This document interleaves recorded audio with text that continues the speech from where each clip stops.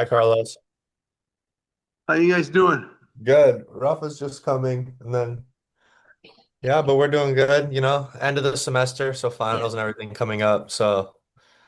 But good. You Yeah. know. Hey, Liddy, are you feeling better? You were ill before. Yeah, I'm feeling a lot better. I was sick for a whole week and a half. It was terrible, but I'm feeling a lot better. Good, thank God. Yeah. Oh yeah. Let's see. There's one other thing. Obviously you live not close, so hey Z, we're on Zoom. We're on Zoom. Sorry. That's Excuse, all right. excuse my friend. But sorry, I'm trying to pull it up. Basically, we have at the end of the semester, we're doing like for our class, we're doing something where everyone, all the groups are inviting their like alumni that they interviewed. Obviously, like you're far away, right? So if you could maybe just like come by Zoom or something. I'm pulling up the date right now. Uh,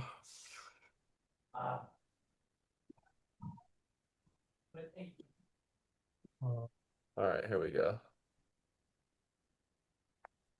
It's Thursday, May 21st from 1 to 3 p.m. Okay.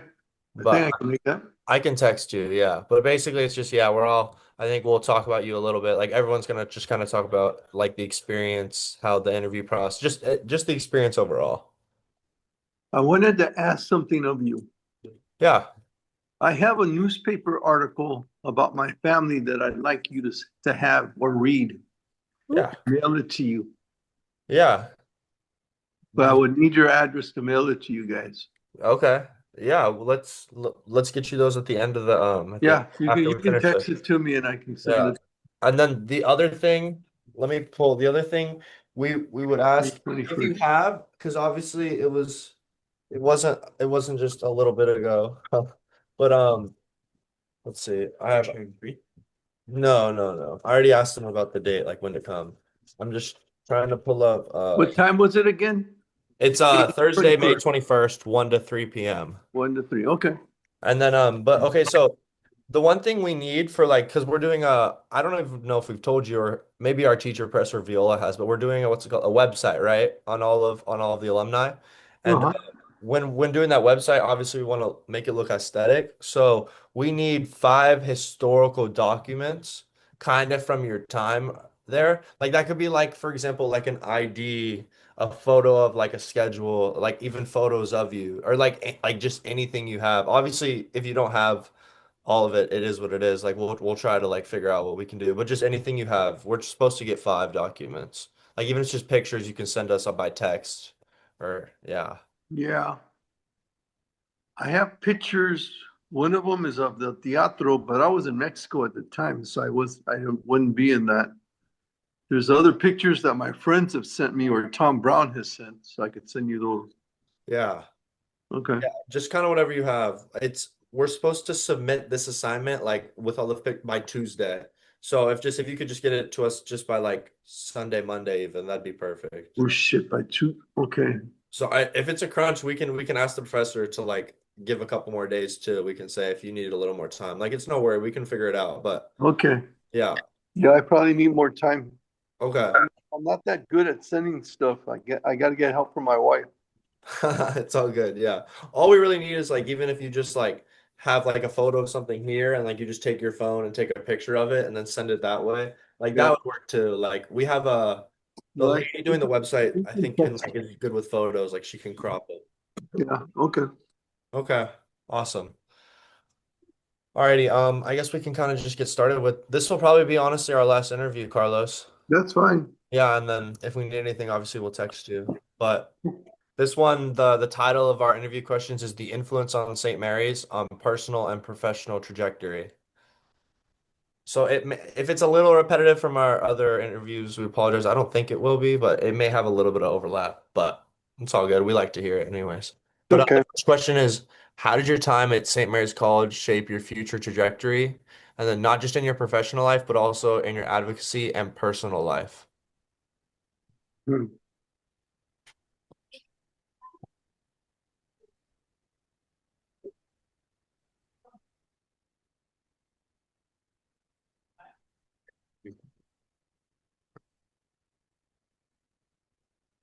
I have two things I want to say. One, when I was at that basketball game that I told you about before, I had to listen to the other students saying, well, basically to me, it was stabbing my friends in the back, saying white on, white on, white on. So in the sense that I had to go to my coach and tell her I wouldn't wear the uniform and I had to play with the shirt inside out. I didn't root for St. Mary's in anything for 50 years. It was only recently after I heard about the honors and the things that they did for the 5 players from the blacks on the basketball team that I finally did root for St. Mary's again. So that's one thing in my being. The other thing is that being at St. Mary's changed me very, very much. It made me stronger. It made me more determined. And every time anything happened to me, it made me damn more determined to get that damn piece of paper because I was either going to die or get that damn piece of paper to graduate. So in the future, that carried on. And I was very stubborn in what I did. And I went from working with insurance companies where I was going to make a lot of money to working in nonprofits. I changed my future because I couldn't hold my tongue and I told the insurance companies to stick it where the sun don't shine because they were racist. And when I did that, I kind of screwed myself over money wise, but I went to work with nonprofits, which was the best thing I ever did. So in that way, that's how St. Mary's very much influenced my future. I don't know if that's a good answer for you, but that's my answer. That's a good answer. For the second. Okay. For the second question, do you think that St. Mary's prepared you for life after college, like professionally, socially, like politically, like personally, like just like anything? Like why or why not? It prepared me in the sense that I working with Mecha all those 4 years, I was honored to be asked to go to a thing called CHE, a conference that they held in San Diego, where they had one representative that was sent, and we all experienced what other colleges were going through and other Latinos, other Mexicans were going through at other campuses. And my experience there with my friend George Cahiga went too. And it made me understand that we weren't the only ones going through what we were going through. And when I went out into my field, I went into insurance, but I didn't stay there too long, or there was only about 4 years because I ran into so much racism. I couldn't back off. I wouldn't back off. Told them off and had to change jobs. Then I went into nonprofit work and I ended up working with kids, teenagers, and helping them get jobs. But in the sense that when they would be absent, I would chew them out. And then they finally confessed to me more than once that the reason that they were missing work is that they were going to EDD or to welfare or some social security office to translate for their parents. So I told them not to miss work, but to let me know and I would go with them. I started liking that kind of work and ended up changing my job to go work in that field. And I worked doing that for about 45 years, but also working with kids. But some of my work always involved doing that kind of thing and immigration and other things, doing social work, and also got me into working with gangs. And in that way, it shaped me to work with kids in the future. It wasn't what I was prepared for because my major was in business administration, but I was always good with money and I was always good with the gift of gab. And being student body rep at large or getting into the politics that we were involved with there at St. Mary's allowed me to make speeches or forced me to make speeches. And later on, I was forced to make speeches in order to get funding from the city of Glendale and from the county of Los Angeles and make speeches in order to help my kids. So in that way, it shaped me. It forced me to do things that I was afraid to do, but I did them because I was going to do it for my kids and for my people. I have a question based on that. When you say like you weren't ready to like work with kids, were you like when you learned you were working with kids, like were you like excited, like a little worried? Like what was your feeling going into it? I had no fear of working with kids. I'm the oldest of my cousins, and I was always taking care of my cousins and whatever. And I had no fear of working with kids. I knew I could. I Yeah. was always very good at that. Even with the families, even with babies, I've always been good with kids. Yeah, that's awesome. Yeah. Do you have a lot of family? Like, where's your nearest family? In Los Angeles, Okay, so it's okay. yeah, they're a ways away. Yeah. There's a couple of people that are out here, but I hardly ever see them. I see family in LA more. I've Okay. even got a son. I told you guys I have a son living in Poland Yeah, and a 3-year-old granddaughter. She'll be 4 in June, so I get to see her every once in a while when we go out there. that's great. All right, let's see. The next question is, were there any specific lessons, relationships, or experiences from your time at St. Mary's that stuck with you and shaped how you navigate your career?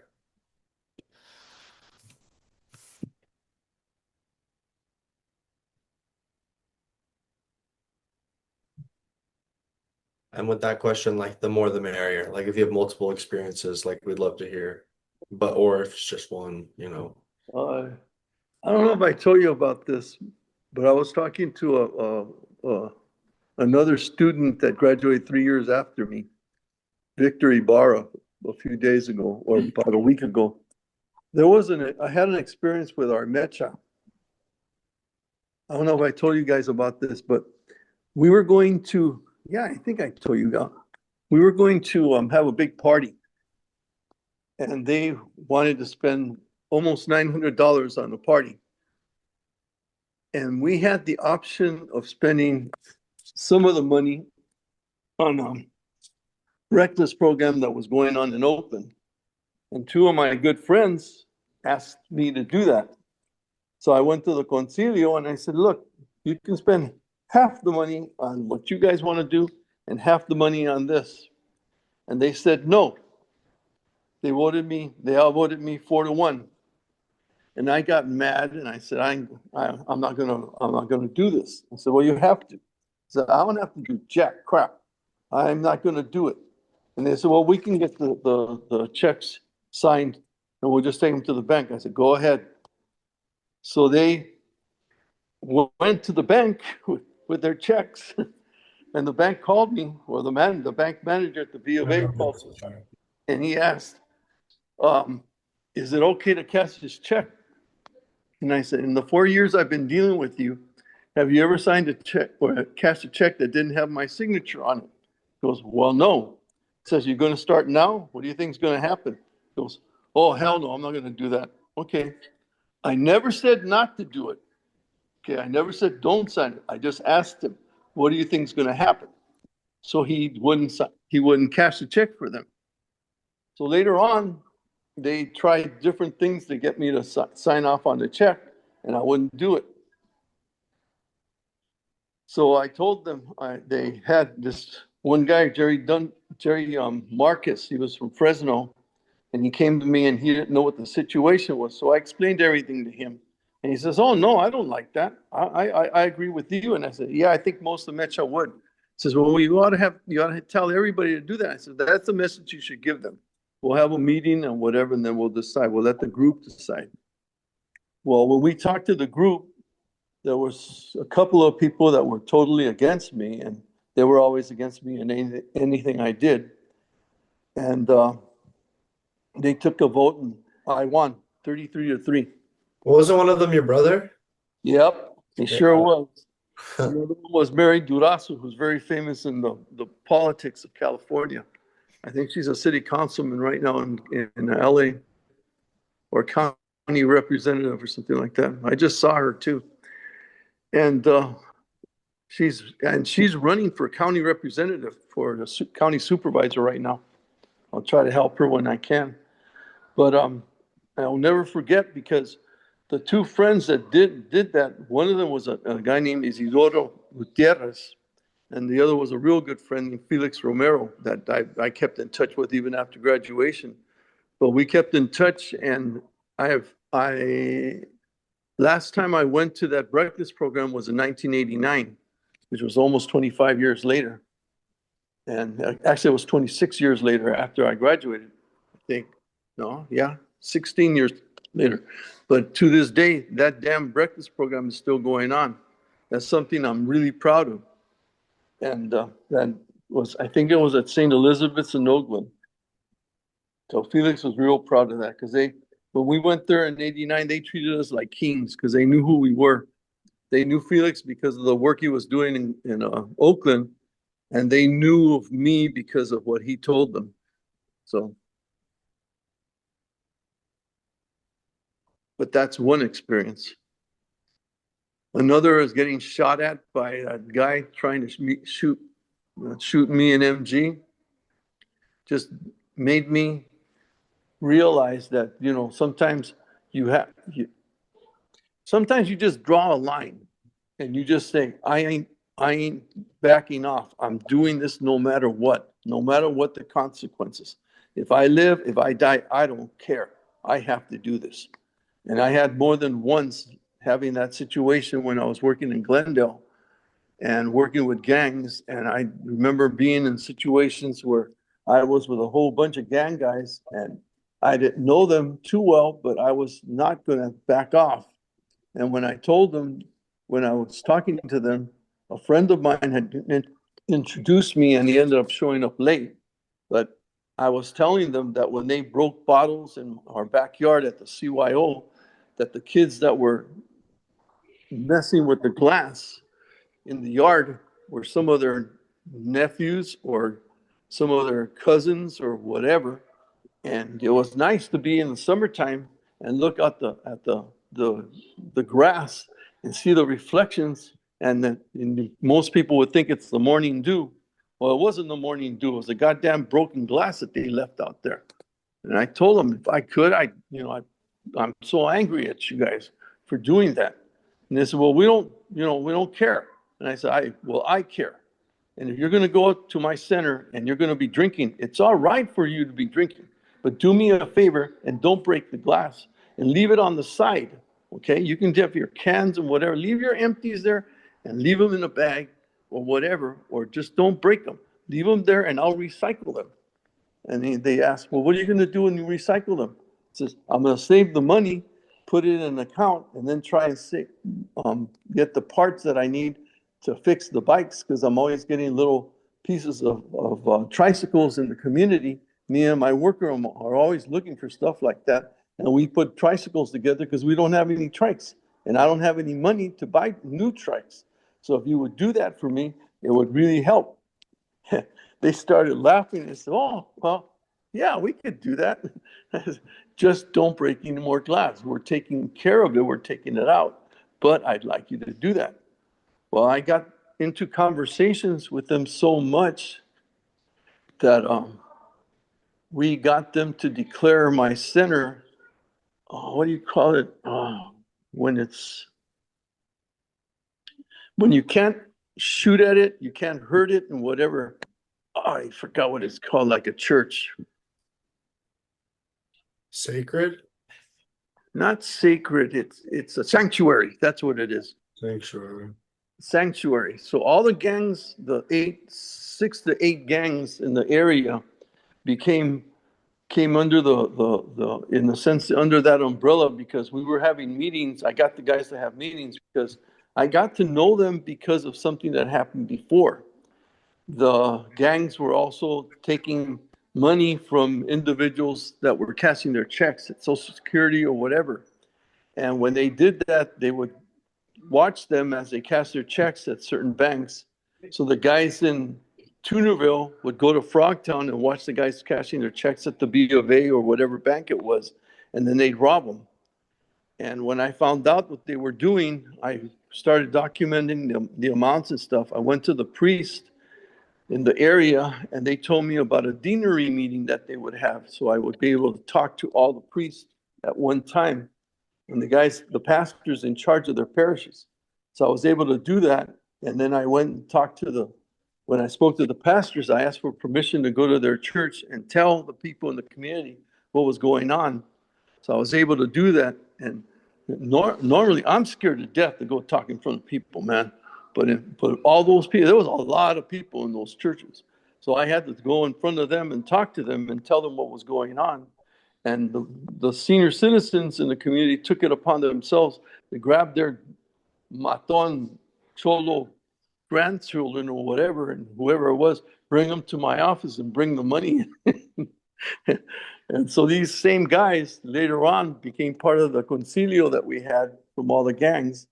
And they all got to know me, and I would threaten them and tell them, if you guys screw up or do anything, somebody does something attacking my center or somebody in the community, and you're doing these things, I ain't going to help anybody in your community for a month at least, maybe a year, but it depends on what you do.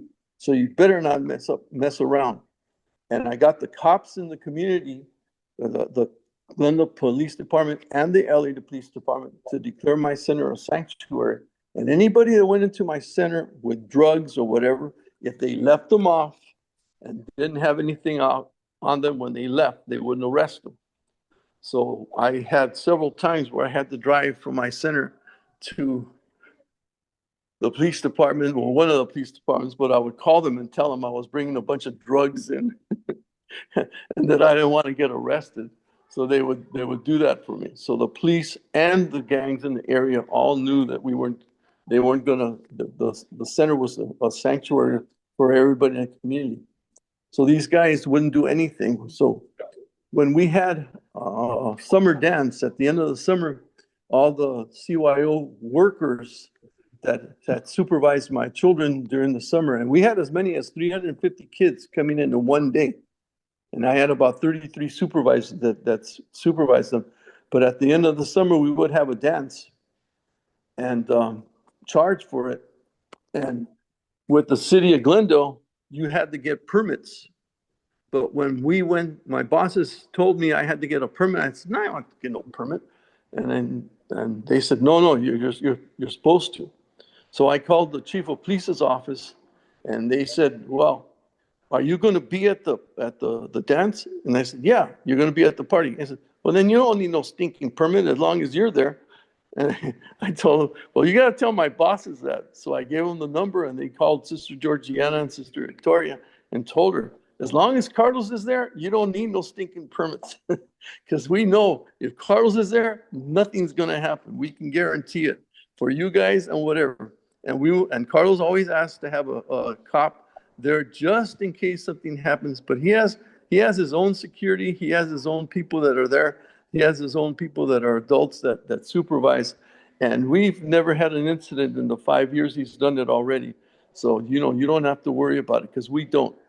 Okay? So that was our center. That was our community center. That's how close we were to the politicians in the area. And even with the Tiny Tot program, when we had our graduation or we had any kind of celebrations, the chief of police was always there. His staff was always there. We had a good relationship then with the cops. And it did not start out that way when I first got there. Because when I first got there, when the cops drove by, they were sticking their middle finger at our kids, and the kids were sticking theirs at them. And the community just hated their guts and hated me at the beginning, but we changed all that. So I owe that to St. Mary's because I went through what I did there and gave me I had the backbone to do it, but it proved to me that I had the backbone to do anything I wanted to do and not back off. Can I ask you, when you this is from like the last interview when you talked about like what happened to your door in De La Salle. Can you just like No, explain? it was in Augustin Hall. Oh, it was Augustine. Okay. So what exact like was your door, was it blown up? Is that correct? Or like what happened exactly? I The just wanted to door, make sure I had the correct. the, the, the second time it happened, the door came off its hinges and went flying into the window at the end of the room.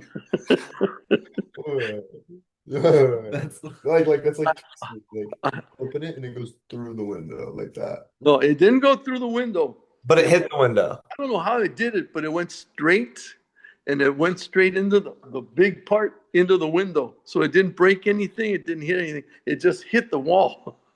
And and But and and how? Like by like what? Like some sort of like little bomb or something? from Or the bomb that exploded right in front of it. and then the first time, same thing? A bomb? Same thing. Same Okay. thing. But the door didn't come off its hinges. It just blew open. And the second time you said your ears bled, right? Yeah. Yeah. It was a bigger bomb. Yeah, that's insane. I can laugh about it now, but it wasn't funny at the time. No, I don't. Yeah. Wow. There's other people that were there could verify this, but there's other people that were those guys that I told you that just hated my guts, that the Chicanos too, but they and I just didn't see eye to eye. They would tell you, no, he's lying. It wasn't like that at all. Yeah. Wow. But that's life. That's crazy. Yeah. Was your roommate in there when the No, door? No, just no, you?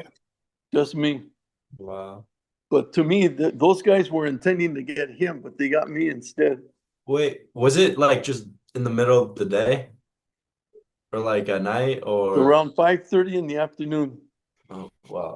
It was just before Right now. Right now. Yeah, Yeah. yeah. Okay, it says we have 9.5 minutes, so we'll do that thing again where the Zoom ends and then we'll send you a new one. Oh, okay. Yeah, But fine. That's okay. so right now, so there's six more questions. Ralph will ask you this last one. You can probably answer it in the next 10 minutes. Uh, Okay. did you ever feel pressure to move away from your identity and or values as you moved forward in your career path? How did you navigate those pressures? Song that goes into my head when you say that. Well, Da-da-da-da, charge. yeah, I was about to say, I feel like you didn't shy away from your values ever. I ran toward it. Yeah. It's funny, when you were speaking a moment ago, like not a moment ago, but a little bit ago, so part of our website, we have to pick three things you say, like little things you say that we think are like Quotes. three like little quotes that like we think are like sound like motivating or like important, you know. And you said, if I live, if I live, I live. If I die, I die. I don't care. I have to do this. Yeah. Like, you know, I like when you said that, I was like, oh, I should write that down. Like we will reread the transcriptions anyways, but it's like, like shit like that's very powerful, you know. Two of the things I live by to this day. My father would always say, never give up. I Okay. think that's the other one we'll probably use. Okay. The other one, I don't know if you know this one, but the Dodgers, Al Campanis took this from, I think it was Branch Rickey, but the Dodgers would always say, luck is a residue of design. Okay. If you look at that as a baseball player, luck is a residue of design. The pitcher on a outfield throw, he always goes to back up home plate. The catcher on a throw to first base, he always goes to back up on first base, just in case it's a bad throw. In baseball, you do little things that just may pay off. And in life, I've tried to do that. I've tried to do little things that pay off. Money-wise, paying bills or whatever, paying all those medical bills years ago, or just applying to things when I was told that we couldn't get the money, but applying to them anyway. So they had a record that paid off 10 years later sometimes. So just little things that you do, you don't think they're going to pay off. There's another thing I just remembered. Years, well, way back when I started in Glendale at the CYO, I had an incident with a man where he was beating his child and he was beating his wife. And I went to their house, their apartment, because of the bruises and the things that I saw on the child. I was mandated to report things, okay, by law.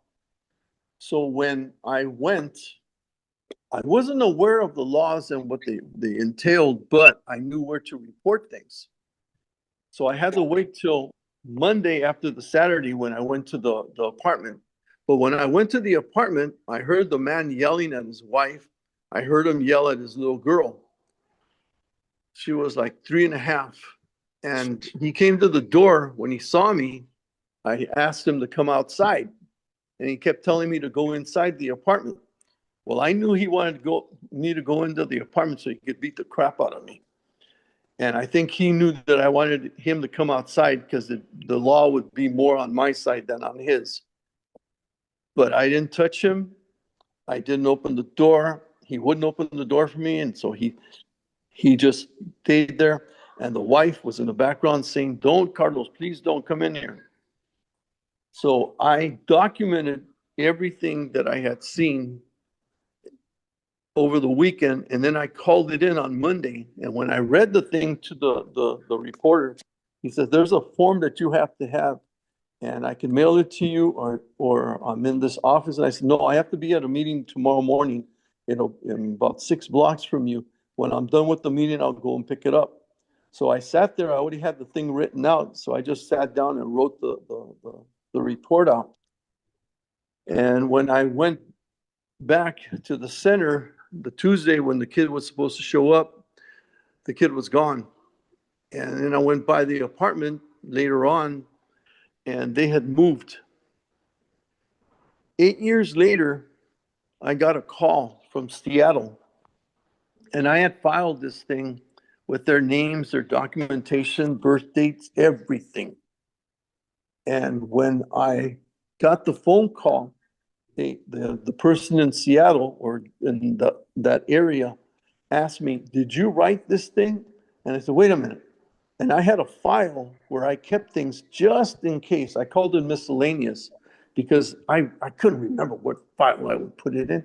So when I put it in miscellaneous, it was important. Just in case I ever had something in the future, I wanted to have that.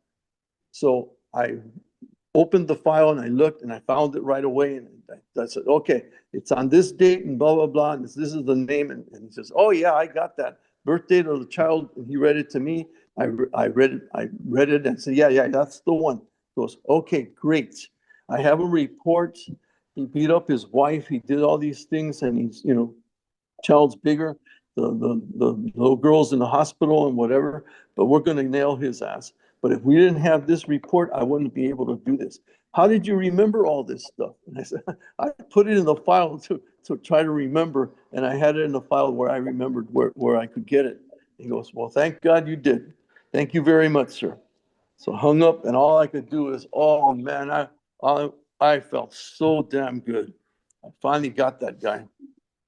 As you should. Got that guy. But that was just working with kids, man. They mean the world to me. Mhm. Everybody in the community where I worked knew that how I felt about my kids. And they all knew, if they're with Carlos, they're going to be okay. Aw. Lily, there's 2 minutes. You want to just end it and then send a new one? Yes, I'll do that. Awesome. Okay, Carlos, we'll do that. Oh, my bad. Let me restart it for the recording just so it hears it. Is there something you feel you missed the opportunity to experience or learn while at St. Mary's? No. No. I had a lot of different experiences. You're like shush. Sorry. Yeah. Yeah, that's Can I ask you a question? yeah. Okay. When I said I didn't root for St. Mary's College for 50 years, do I offend you guys by doing that? Oh. Nope. No. I haven't been to one game, so you're good. I hope you understand that at the time I was 19 years old and I had very strong feelings. No, yeah. Well, rightfully so as well. Yeah. Yeah. Yeah. Okay. Here, do you want to ask questions, Seth? 6? Yeah. Okay. So the next question is, when you think about everything you've experienced as a young adult in college, do you feel proud? Do you have any regrets? Well, we know the answer to that. I feel very proud. I have some regrets, but I probably would have gone to jail if I would have done those things. Uh, yeah, I probably would have gone to jail. But I'm very proud of my time when I was there. I was proud of the friends that I made, and I've got lifelong friends that I still, if they hadn't died, I'd be still seeing them, but I still see a few of them to this day. Yeah.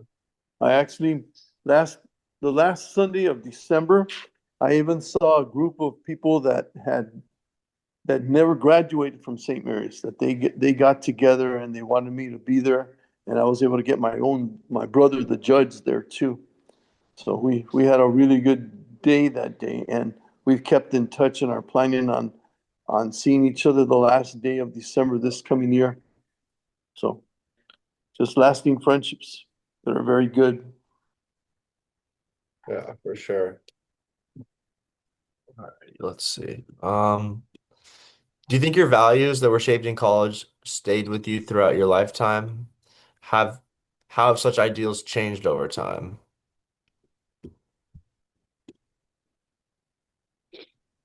My basic values that I had at 19, I've basically stuck by.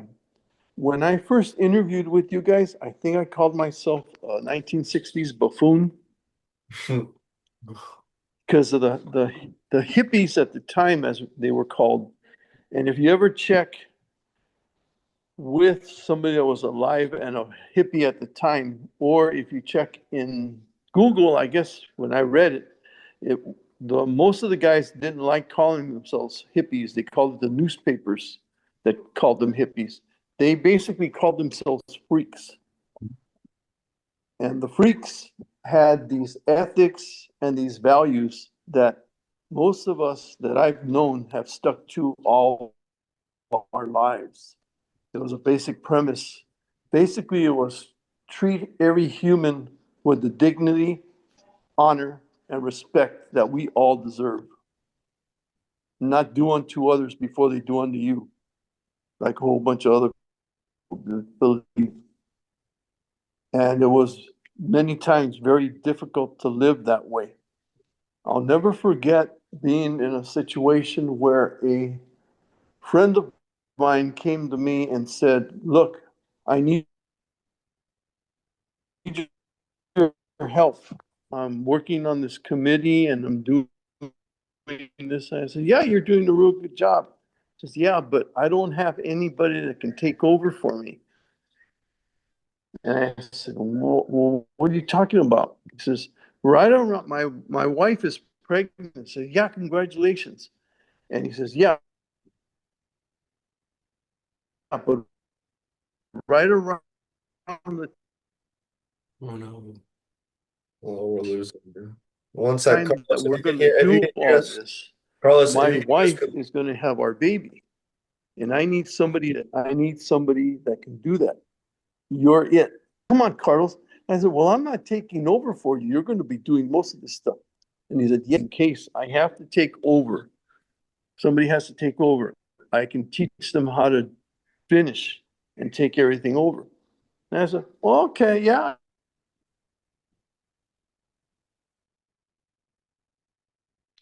Carlos, can you hear us? He froze. He's gone. Carlos. I can do that. Oh, wait. Well, it Carlos. turned out,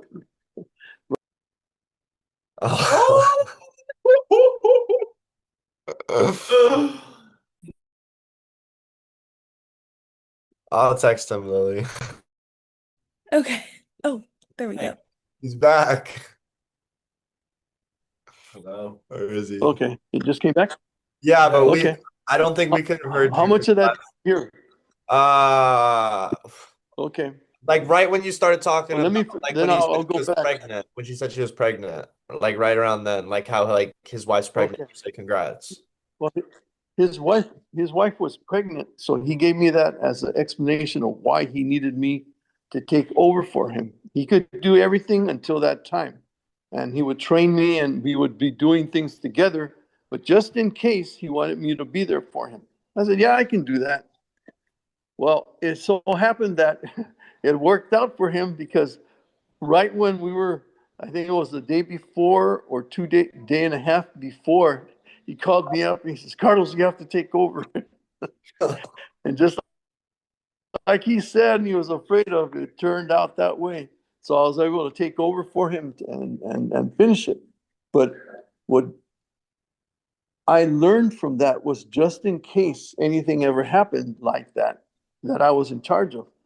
Well, later on in 1986, I'll never forget, I was working with immigration and legalization, and we were helping people document their time that they were here. I had many families that we were helping. We finished helping 497 people, families, okay, get their documents and get processed through immigration. But in doing so, I even got them to document things like that weren't acceptable by immigration standards at the time, but we would document their attendance to my CYO English classes, to the attendance sheets that we had for their children coming into our Tiny Tot program. So when we showed those things to the immigration people, they said that didn't qualify, but that they would take them because they showed signatures on a daily basis of them being there. And I also got the teachers to give us documents to show that that these people were in our classes, at the ESL classes on a daily basis and picking up their children. So it helped document and supplement what they had to give the immigration that did qualify. And then over time, I found out that my wife was pregnant and we were going to have babies. So I had to make a presentation on December 12th, I'll never forget, for my legalization and document all the things that we had done and the processing and the assistance we had given Holy Family. Holy Family was in charge of those 497 families, but we had to document everything. And I was not going to be there because my wife called me at 10 o'clock that morning to tell me that her water broke and I had to come home. Well, I had 5 people that I had trained to make the presentation on the legalization and the different sections of what I had to do because it was an 8-hour presentation and it was gonna be a bear to replace me. But we had done that just in case, and I learned that from my friend. So I called my friend Linda, told her, you're gonna do this, and I'm not gonna be there, I'm sorry. And then I had to call Anna, my worker at the center, because we were having an open house that day. So it really sucked that I had to do this because I wanted to go to church too and celebrate Our Lady of Guadalupe. So I knew I was going to be able to do that. So I went to meet my wife. She was taking a shower because she didn't want to be wet from the water breaking and all, cleaning up and whatever. And then we went to the hospital and we had our little girl, our miracle baby, as we called her, because there was 5 parishes that were praying for her, and all these families that knew about my wife's car accident and everything that she had been through to be able to have that child. Because we were told for 5 years that after her accident that we could never have a child. So I spent the day at the hospital being with her. Late that night, I went back to the center and I found out from my friend when I called her before I left that everything had gone well with the presentation. And I said, okay, great. I'm glad all of them came through for us. And they all asked, they were asking, what's the baby? How's the baby? Is she okay? Yeah, fine. She's perfect. She's priceless. It's going to be Christina because she was promised to Christ. And then I went back to the center and everybody sees me. And one of the guys that didn't know what had happened that day comes in and says, hey, you lazy jerk. Why'd you leave everybody stranded here? They had an open house and all this work to do, and you weren't even here. And everybody started yelling. Don't you know the baby was born that day, you jerk? It's, oh, I didn't know. I'm sorry. I'm sorry. But I told him, it's okay. You're just kidding or whatever. But it was a long day, guy.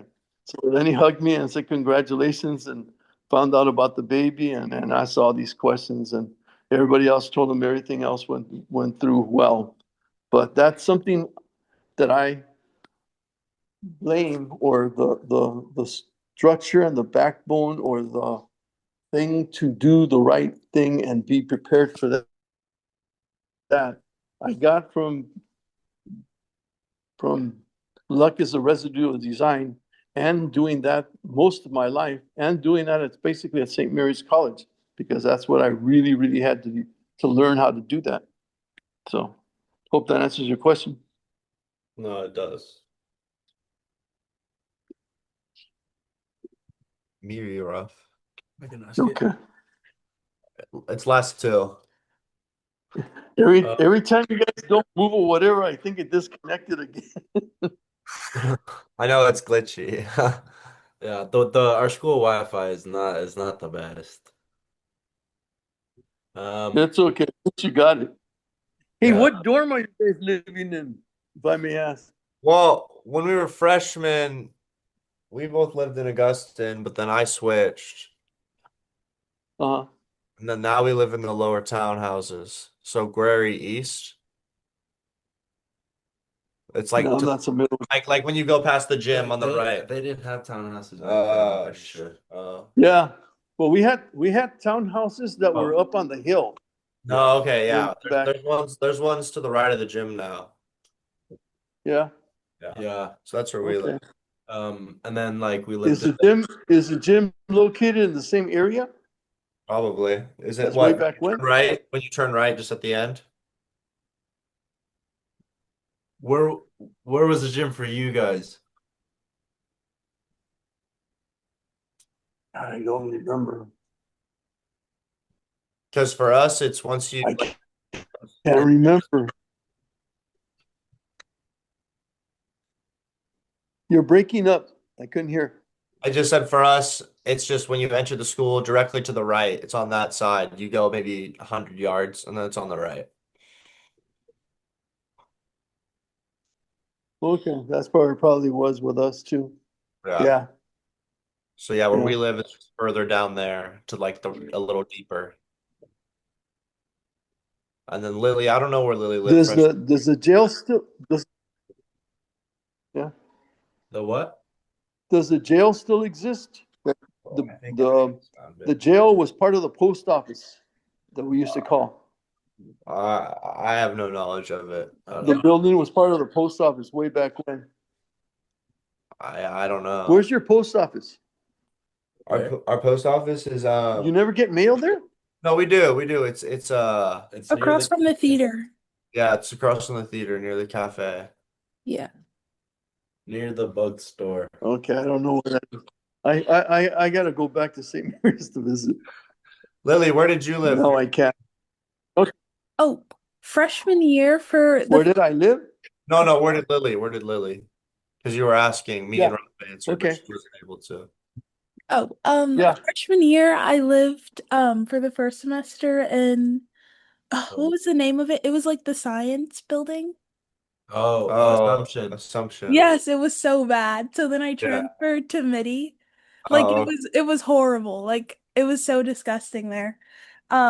And then Uh-huh. for after that I went to a Gino B, and then now I live at home. yeah. Yeah. Uh-huh. But I'm Good. deciding where to live next year. I'm thinking Justine Hall or a townhouse or just by myself in a solo room. So yeah. Yeah. Yeah, Justin Hall was one of the nice halls when we were there, but I don't know if they refurbished it or anything. Yeah, they did. They refurbished it to singles now. So It's like a game room too. There's a pool Oh, table. really? Oh, I actually helped to get the pool table. It took really? me, yeah. yeah, They have like a game room now. It's really cool. That's cool. good. That's good. All right. Yeah. Question. Yeah. Okay. So for our next question, what advice would you give students today about making the most of their education and preparing for life after college?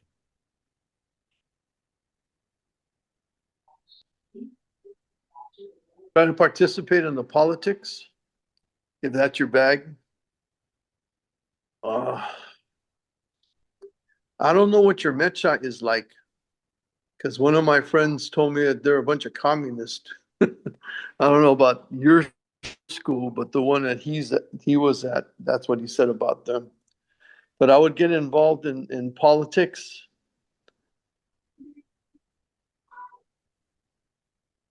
and look at how people are being treated and realize that something has to be done. The advice that I give people now is that you need to stand up for what you believe in. You need to support your family, and you need to treat your family like a team. If you're the oldest in your family, you'd be like me. You'd have to take the responsibility of knowing and leading your brothers and sisters and also supporting your parents. When I was at St. Mary's, I remember being able to save every once in a while. I was able to save $100, so I'd send it to my parents, and they took care of my brothers and sisters with that. And I made the mistake of asking for that money one time, and my mom said, "Oh no, I spent it already." And I just started laughing, and she says, "Hey, what's so funny?" I says, "Yeah, I kind of thought that happened already. I knew I was going to get that money back." She says, "No, but I can try." I said, "No, mom, it's okay. I wanted you to use that money for my brothers and sisters." So I was very happy that she was able to do that. But that's the one suggestion that I would give you all, and to believe in yourselves, that there's things that you develop, things that you believe, but be respectful of other people's rights and your own. Believe in yourselves and know that you deserve to be treated with the dignity, honor, and respect that every single person in life deserves. That's the advice I'd give you. Awesome. Thank you. Um, okay, to wrap up the questions kind of before we you said you want our addresses and then we'll talk about the artifacts. The last question is what about advice you have isn't I'll just read it. What about advice you have for a younger generation interested in creating more just institutions and advocating for positive change in these times? I lost you. Okay, here. What what ad, what about advice you have for a younger generation interested in creating more just institutions and advocating for positive change in these times?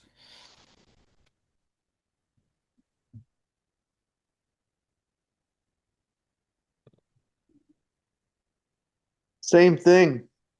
Get involved in the politics. Hmm. Change doesn't come easy. Sometimes you have to fight for it. And sometimes you have to get in the face of the person that believes in the opposite of what you believe and not fear the consequences. They might just turn out to be your best friend, because that's happened to me. I've had people completely on the other side of something that we were arguing about, and totally convinced them to my side of things because they didn't understand, didn't have all the facts, and somebody lied to them. Yeah. Yeah. It's simple, yeah. Really true. Yeah. Um, do you wanna Do you want to take, so what is it? You said it's about your family, correct? The document you wanted to share? Actually, yeah, Is it do you want it's a newspaper article. okay, it's a newspaper article. Do you want to what do we do? You said you Like, want Just text me a mailing address. I can send you something. okay. we'll You can just send it to mine and then I can send it to everybody. I guess I'll send you mine in the group chat like in a couple of minutes. And Okay, then that's fine. yeah, just a reminder about whatever you can do with the 5 artifacts. If it's just even just taking photos of it, or if you have anything like On the on the text, send me information on what you need, the photos and whatever okay. All documents. right, sounds good. Perfect. Thank you, Carlos. You're welcome.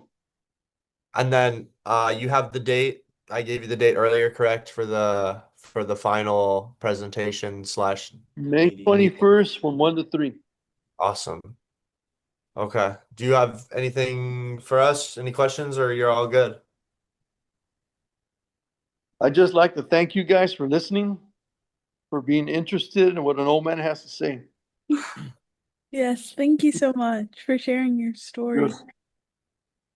guys are very welcome. Yeah. I'm just glad you listened to me. Of course. Yeah. We've got a lot Uh, out of this. Like we've all really enjoyed like our time with you and like kind of like learning about your experience. Mm-hmm. yeah. Well, it makes me feel good that you say that because with my family, they're kind of tired of hearing me. Yeah. Awesome. All right. Well, Lily, I guess we'll text you about other